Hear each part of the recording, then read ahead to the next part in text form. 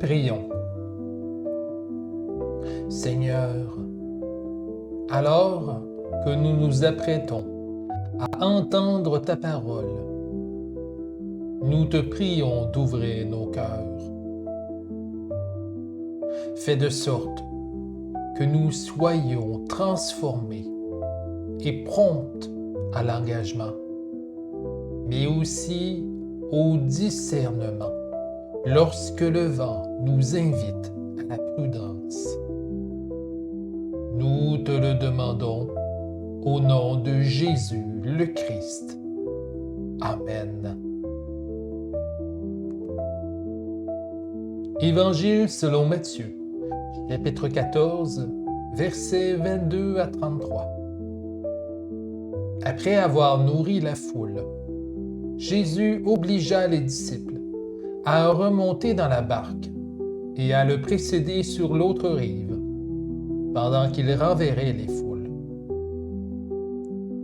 Et après avoir renvoyé les foules, il monta dans la montagne pour prier à l'écart. Le soir venu, il était là, seul. La barque se trouvait déjà à plusieurs centaines de mètres de la terre.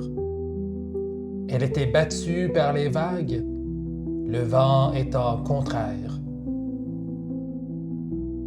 Vers la fin de la nuit, il vint vers eux en marchant sur la mer. En le voyant marcher sur la mer, les disciples furent affolés. « C'est un fantôme » disaient-ils, et de peur, ils poussèrent des cris. Mais aussitôt, Jésus leur parla. « Confiance, c'est moi, n'ayez pas peur. » S'adressant à lui, Pierre lui dit, « Seigneur, si c'est bien toi, ordonne-moi de venir vers toi sur les eaux. » « Viens, dit-il. Et Pierre, descendu de la barque, marcha sur les eaux et alla vers Jésus. Mais en voyant le vent, il eut peur et, commençant à couler, il s'écria, « Seigneur, sauve-moi! » Aussitôt, Jésus, tendant la main, le saisit en lui disant, « Homme de peu de foi, pourquoi as-tu douté? » Et quand ils furent montés dans la barque, le vent tomba. Ceux qui étaient dans la barque se prosternèrent devant lui et lui dirent, « Vraiment, tu es le Fils de Dieu. » Prions. Dieu de grâce, que les mots de ma bouche et les méditations de mon cœur concordent avec tes volontés. Que ta parole agissante, ainsi que le vent de ton esprit, oriente nos cœurs. Amen.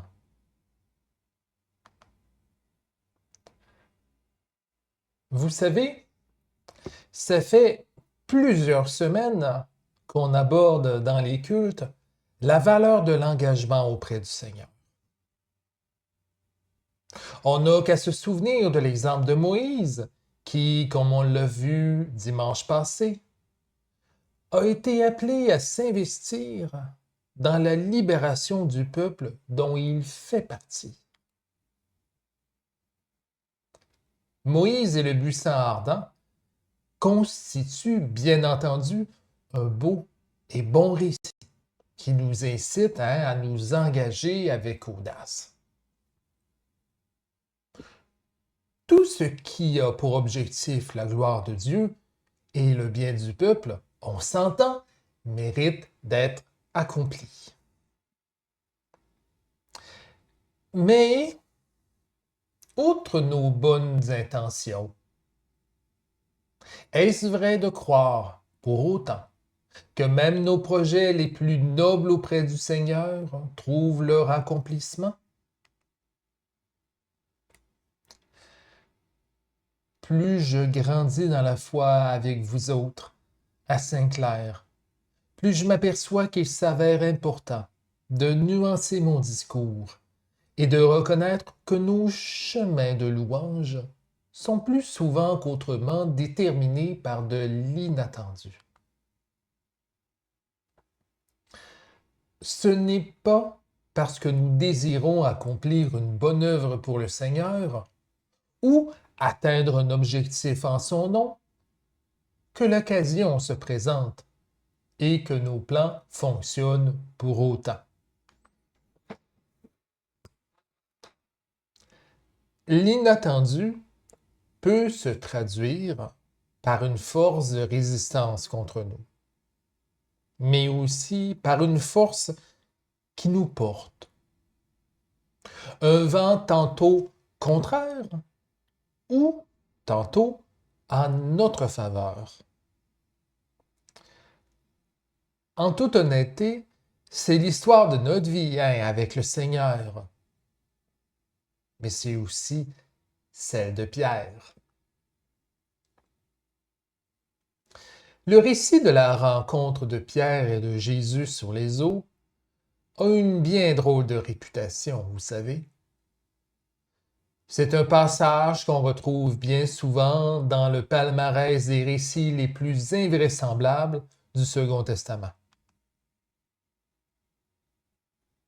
Mais malgré sa réputation parfois tumultueuse, cet extrait de la vie de Jésus et de Pierre, vous vous en doutez peut-être à mes propos précédents, cache à mon avis une leçon.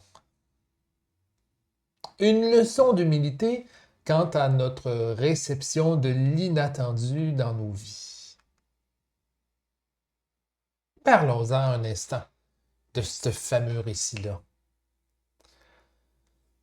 Après avoir effectué la multiplication des pains et des poissons, écrit l'auteur de l'Évangile, voici que Jésus ordonne aux disciples de prendre les eaux et de traverser vers l'autre rive.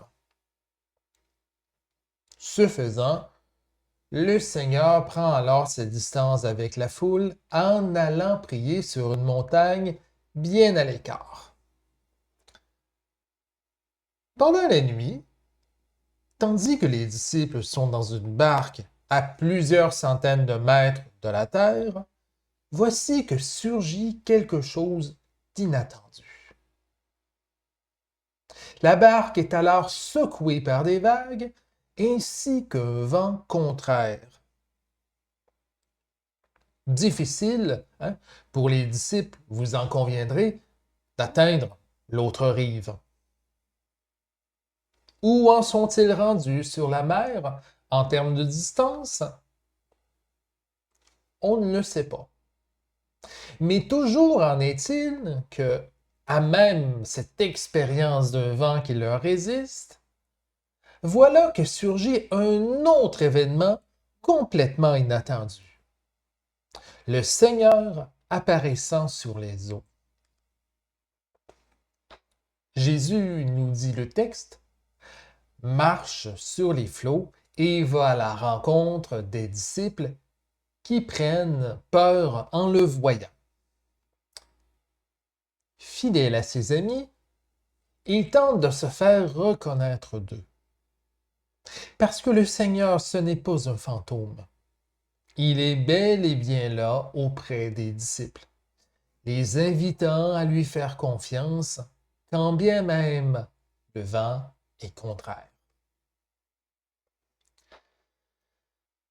Entre vous et moi, quand je me retrouve, moi, devant un vent contraire qui m'est un obstacle, ma réaction initiale n'est certainement pas celle de la confiance, mais de l'irritation.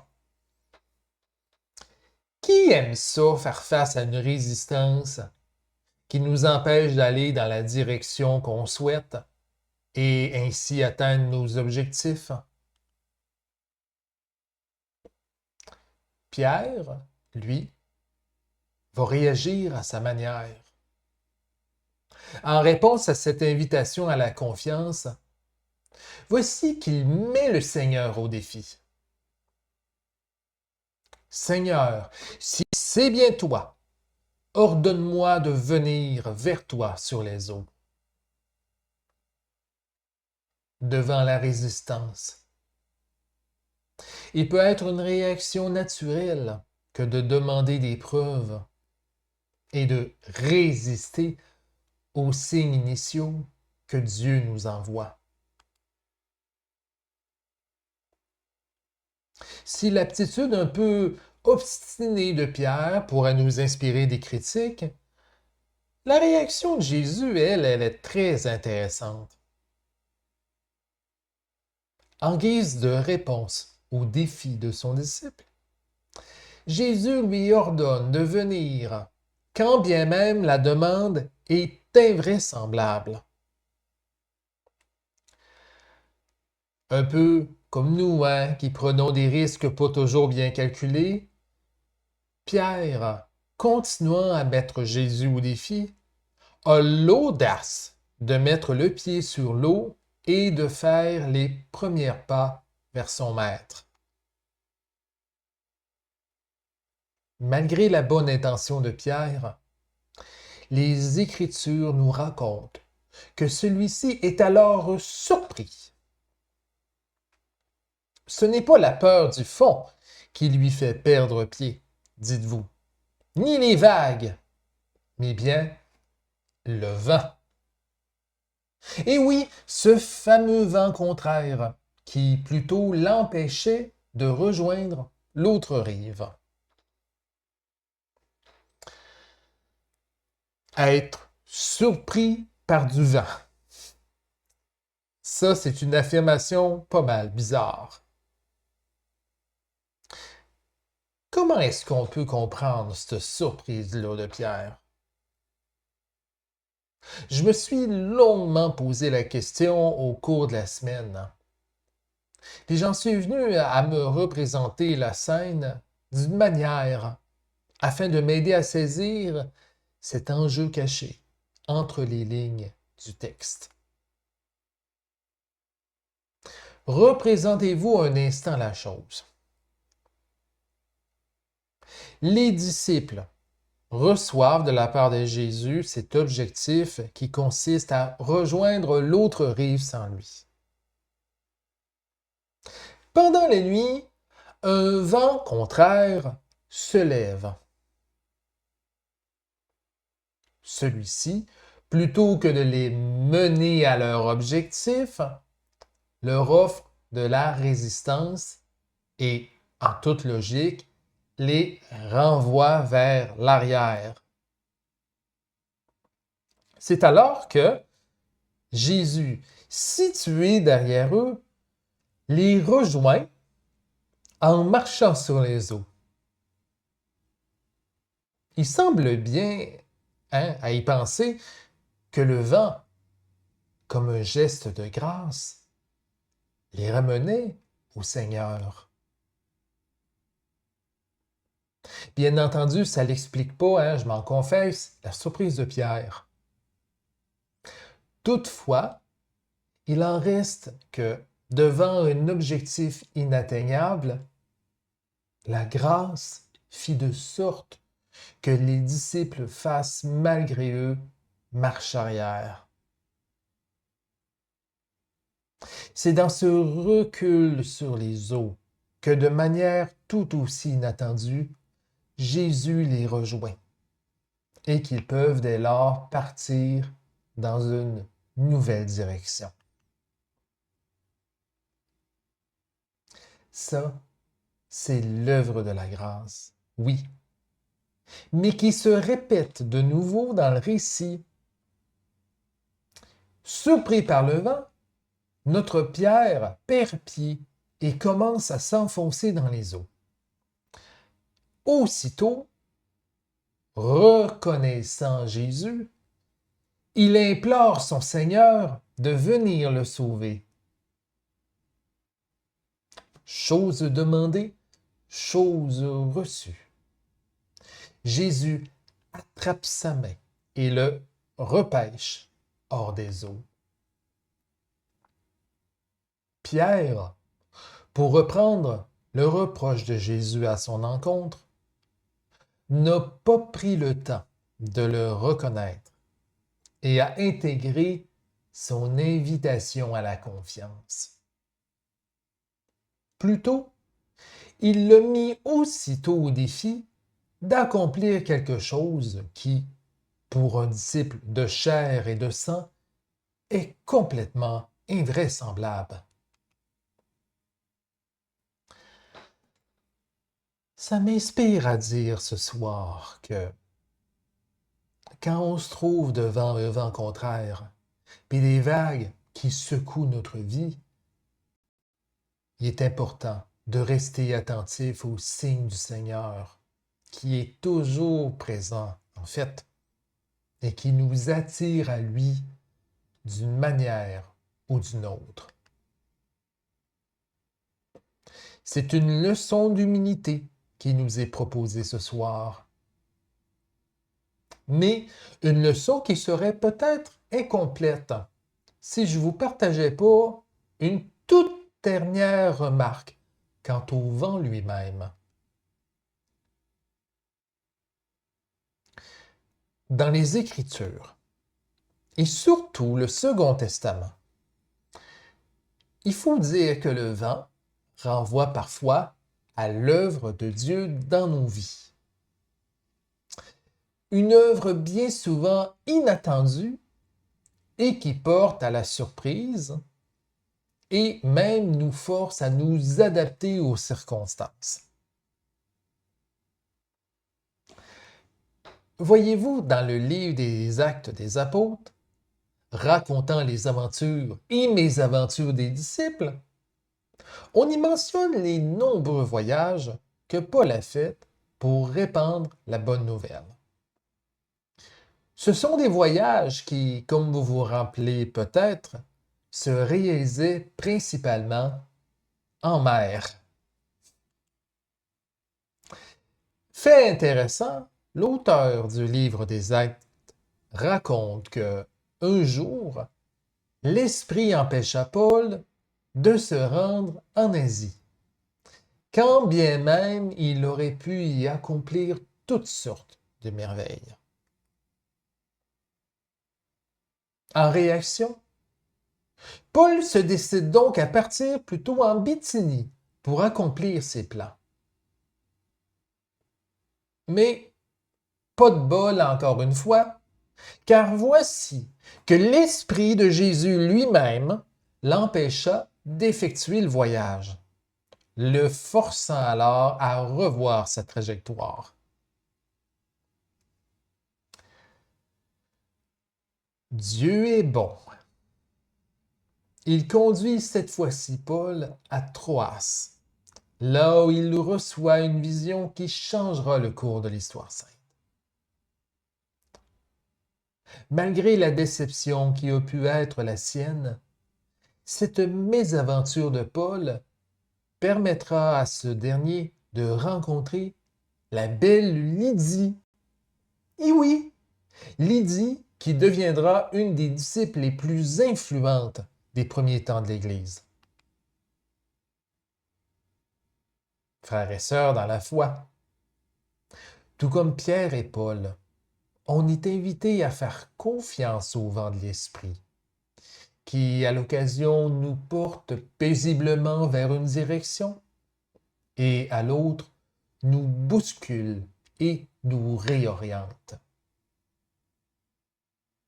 Quand bien même nous pouvons être déçus par un vent contraire qui nous mène ailleurs, souvenons-nous que Dieu œuvre toujours pour notre bien. Grâce soit rendue à Dieu, lui qui opère des merveilles complètement inattendues dans nos vies. Amen.